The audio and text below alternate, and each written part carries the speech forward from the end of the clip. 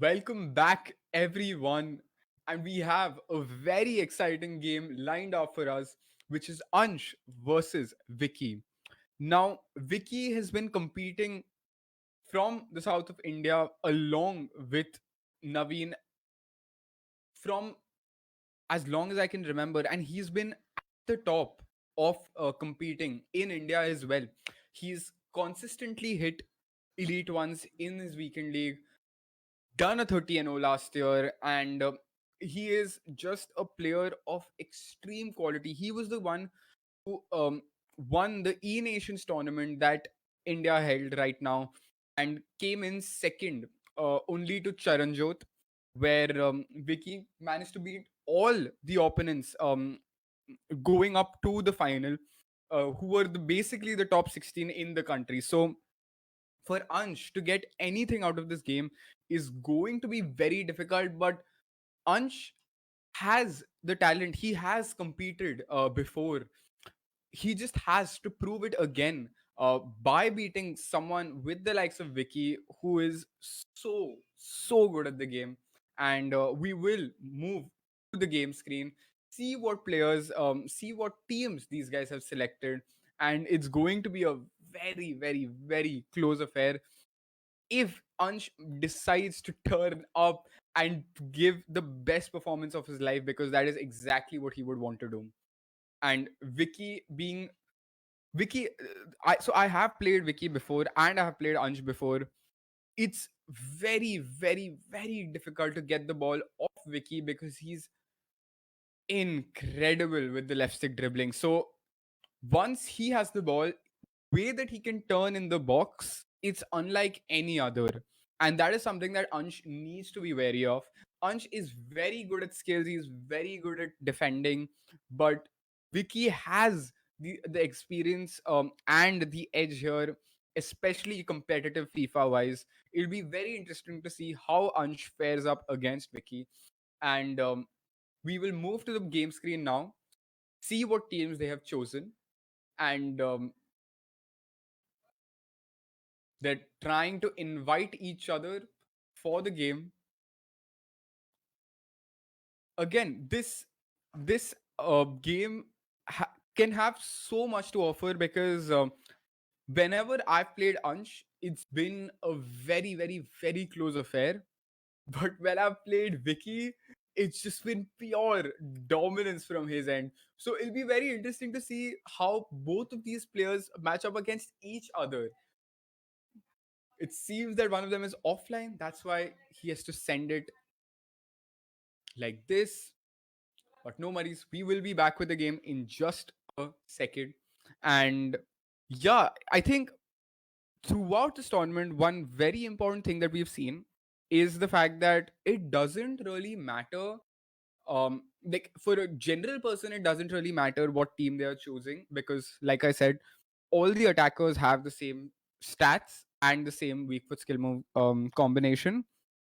But what makes the biggest difference is the fact that the body types and the traits that these players have, it just made a world of difference for Shomak there in the last game, with Douglas Costa being his attacker and not Giroud. Giroud exiting out of a 5-star skill move is going to be much slower than Douglas Costa, even though they might have the same stats on paper. So that is something that both of these players should have learned by now. You can't really choose players that are not meta in game and try to get away with it, even though the rating is the same. Because at the end of the day, FIFA 21 caters to a very specific set of players that are going to be incredible at the game, and it is the fast, it is the agile, it is the skillful players that are at the very top in, and the basically the top priority in all our teams, and it should be for them as well. Along with the attackers, one very important thing that we've seen is the defense as well.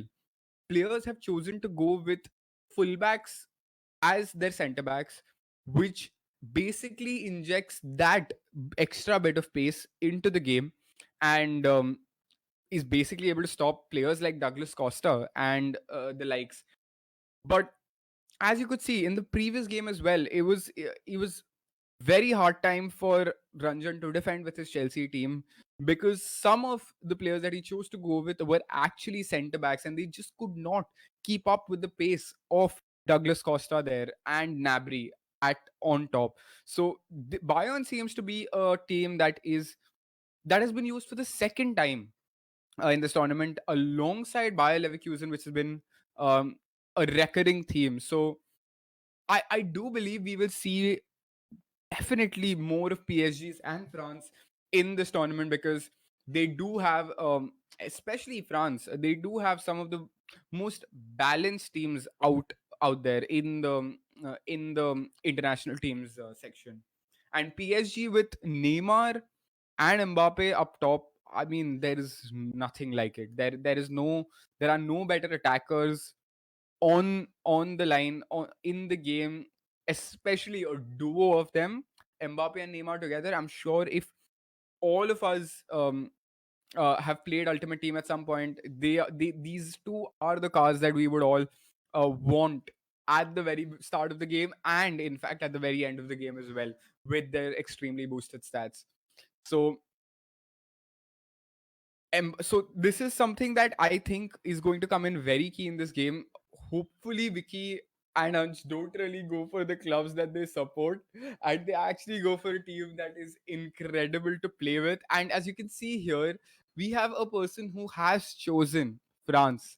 Like I said, we were bound to see more of France because they do have these incredible players on uh, in the team. I'm very surprised to see that Varane and Mbappe don't make it in there. I'm sure he would want to do that. I mean, I have no doubt about it. I'd be very surprised if the game starts with Mbappe and Varane being on the bench and Koeman starting. Again, we have the 4-4-2 here, which is going to be a recurring theme because it's the most balanced formation. Probably not the most balanced formation, but the most attacking formation that will not leave you open, because the two center CDMs are holding it down in the midfield. And it is true. Ansh is playing with Leverkusen and Vicky with France, but he's dropped Mbappe and Varane. Very interesting to see. And Leverkusen with for Ansh again. The third time we're seeing a Leverkusen. We're gonna be seeing that Bailey sauce again in this game. For sure, he is going to be the striker that Ansh is going to be rolling with. And very interesting team choice by Ansh here. Dembele and Lemar on the wings with Ben Yedder, one of the most clinical strikers in game, and one of those guys who has the body type, who's like so short and so good on the ball, but still has enough strength to hold people off. On the other hand, we have Kuman, who is just extremely quick and very agile. So it's a very solid team, regardless with or without Mbappe and Varane. It's a very solid team regardless, because Theo Hernandez and Pavard both very quick and 90 rated, of course. So that just adds to it. And Kante and Pogba, what a duo. We finally see someone start Pogba and not bring them on.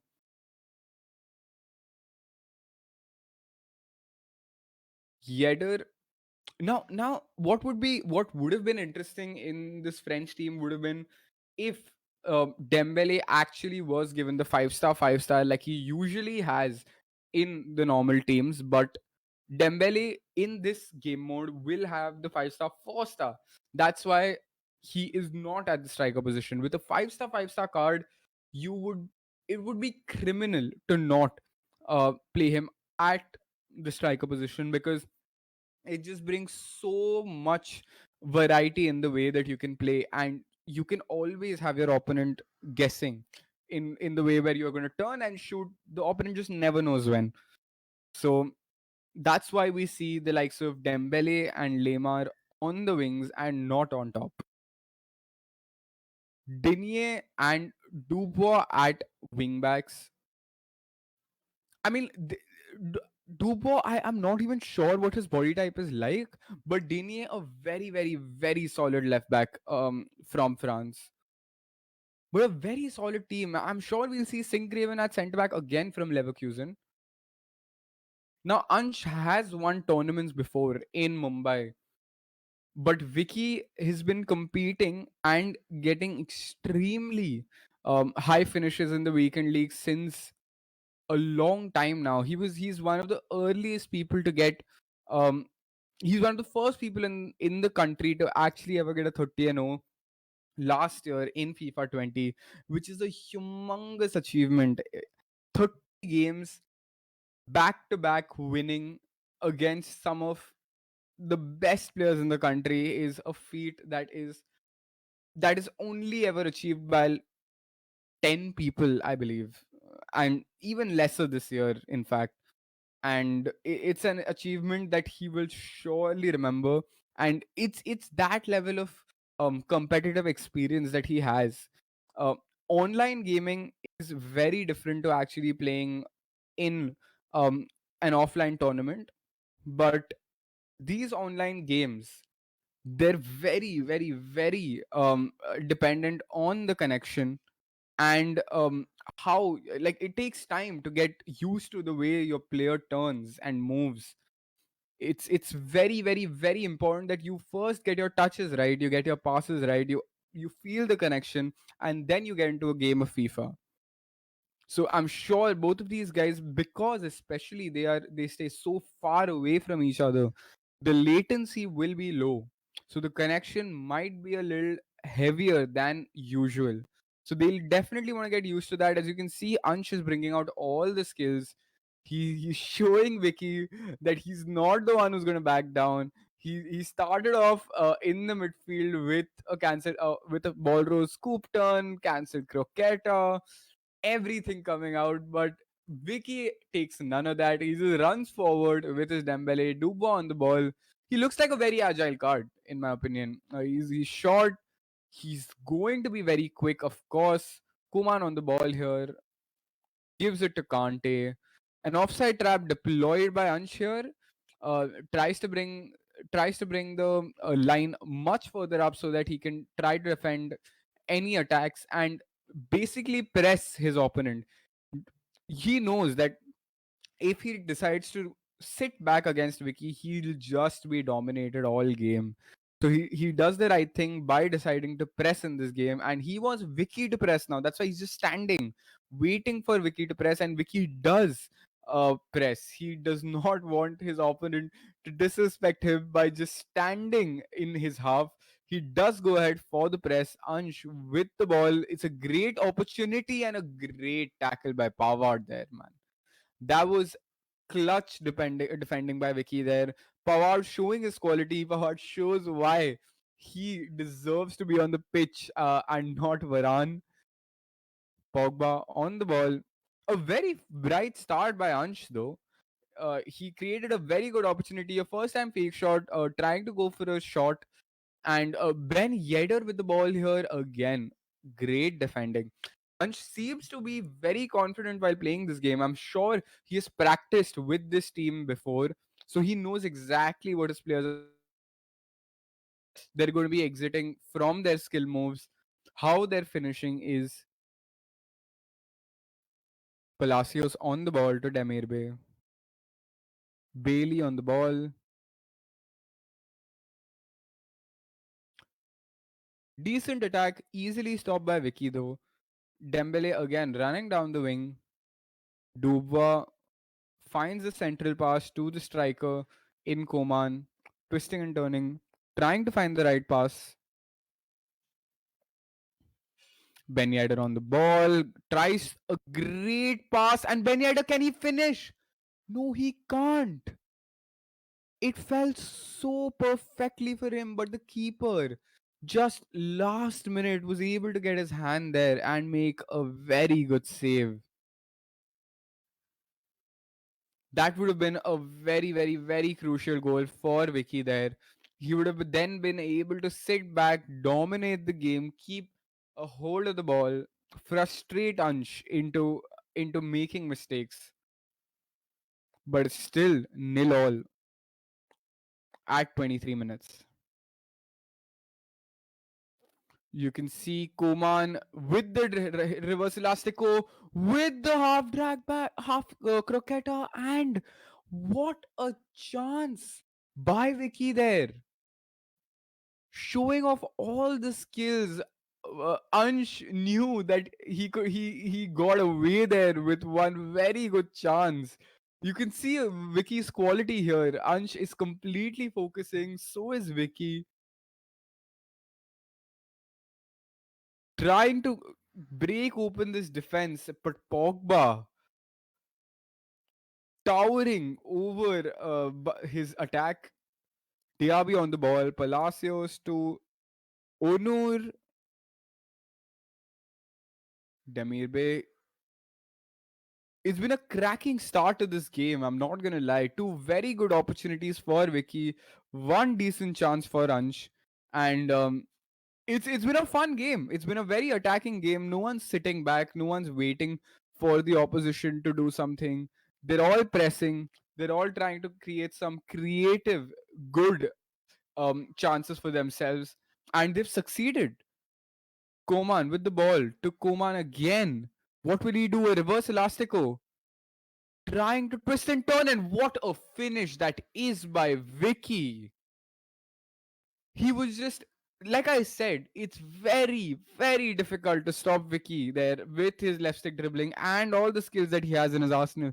And he picked the perfect one there with the heel to heel there to open up that most important space in the box for a very good finish by Koman there with the finish shot to the far post.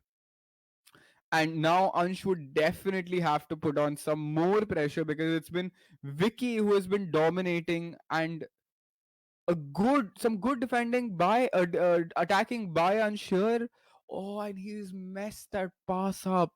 It seems like he was probably going for a fake shot there, but sadly it just did not work out for him.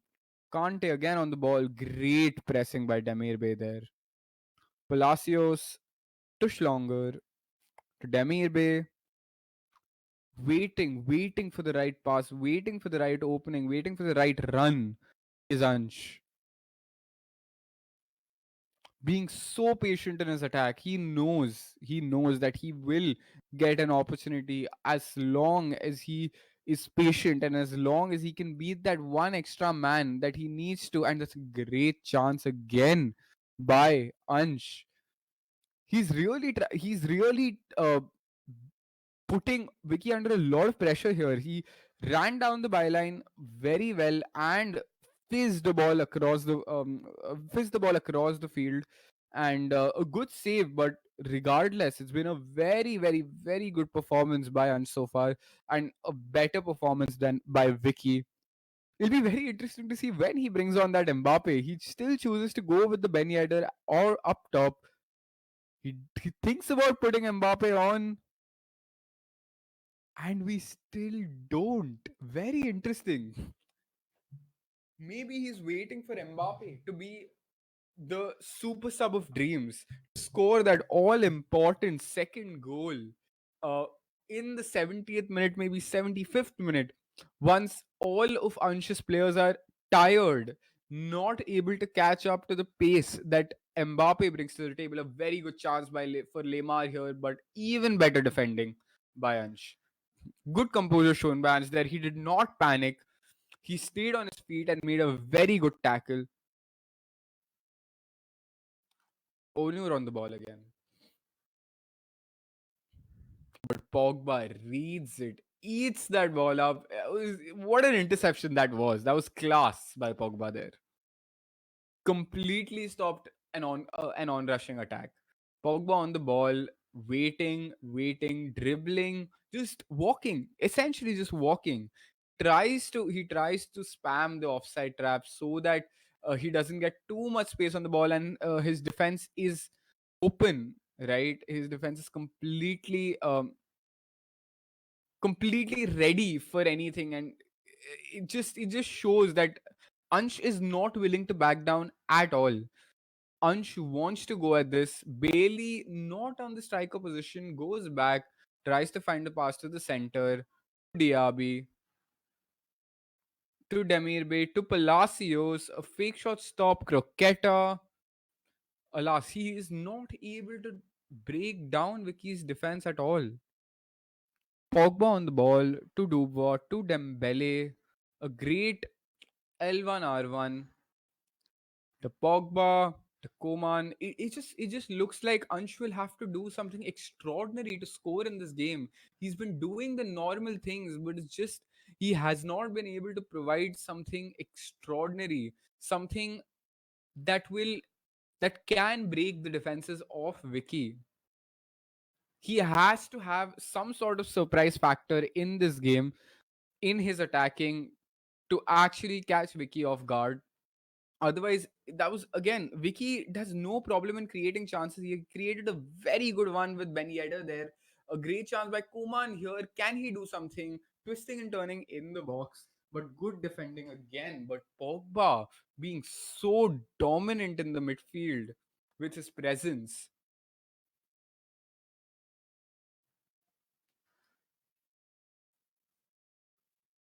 He's trying to build up patiently, slowly. Just the one goal in the game till now. A good ball to Bailey here, who comes to the striker position. A very good pass, and what a good chance by Ansh there. I'm not too sure whether he wanted to do the directional nutmeg like that, but it did work out in his favor. Just very good defending by Vicky again. Resilient in defense. Kante, and that's going to be a very good chance for Yedder, who does not really have the pace, but definitely has the finishing and a great goal by Vicky here. That was incredible composure on his part. He waited. He knew that Ben Yedder was not the card who would be able to outpace the defense of Wunsch. But he waited. He baited that Ben Yedder was going to pass the ball to someone else. But no, he just held down the L1 button and waited till Ansh committed, and he just did the speed boost into the direction that he wanted to exit in, and that was straight. I mean, it was just a spear that just darted through Ansh's defense, and it was all too easy for Vicky here, and a great composed finish in the near post as well. 2-0 for Vicky, a dominant performance for sure. Ansh has played well till now, but if I was him, I definitely want to change up some tactics. Probably increase the depth so that he doesn't have to focus on abusing the offside trap, and the game itself. The 10 depth will bring in the offside trap for sure. And as you can see, he has turned on the press. You can see that all his players are pouncing on the ball as soon as they get an opportunity. Demir Bay to Bellarabi, to Demir Bay, to Bailey. A great chance. Ah, just not enough though. Maybe a Croqueta on the other side, but Vicky is showing his experience. L- l- Lobs the ball to the striker there, and he knew that his striker would be the one to get the ball and not the defender. And now he has basically unhighlighted like the press that he Ansh had.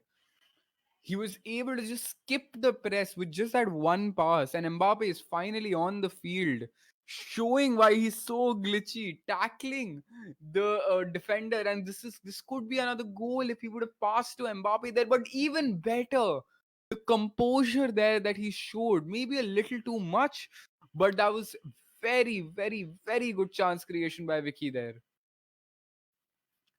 This is the surprise factor. I mean, he's the one who is able to toy with Ansh's defense like this because Ansh has no idea what he's going to do next. I don't think he meant that at all. Just like Ansh, he's messed up the directional nutmeg. Kuman on the ball again. It doesn't seem like Ansh is going to get too much of the ball here. Mbappe with the ball. Will he get it? No, he won't. Ansh can score a consolation goal, maybe put on some pressure and hope for a miracle, but it latches on to Bellarabi there. does some good left stick dribbling, trying to hold the ball, but he does not really see a passing option. And when he does find one, kind of rushes the attack, understandably so. 3 minutes on the clock. Vicky comfortable here in this 2 goal lead. Seems like the game is over here for Vicky and Ansh, and Vicky will be the one moving forward to the quarterfinals. And we did predict that it was probably going to be Vicky coming out with the win here, but Ansh did give a very fighting performance here, a very good chance, but completely shot wide by Ansh here. But it was a very competitive performance by Ansh here. He did try his best, but Vicky just came out stronger, as you would expect. Vicky with the win, 2-0. Maybe not the most comfortable win, but he did enough. Koman with the goal here. Look at this. Reverse Elastico, a cancelled croqueta. What a finish that is. Even he knows he scored an incredible goal here. And a finish at the near post. Oh, this was the miss. Right, right, right. This was the miss that happened early on into the game, but you could already see that Koman was here to do the business. What composure here! This heel to heel was the one that made all the difference. And look at the composure here. He was waiting, and then he just burst past his defense there, because Ansh thought that he was going to make a pass, and he never expected Ben Yedder to just run through straight up and score that goal near post. But an incredible game that we have witnessed right now between Ansh and Vicky, being one of the favorites in this tournament, in fact, has sealed a spot in the quarterfinal three. And it's going to be Genome, Genome Ride versus Anirban FIFA coming up after this, after a very short break. We will see you guys very soon, and peace.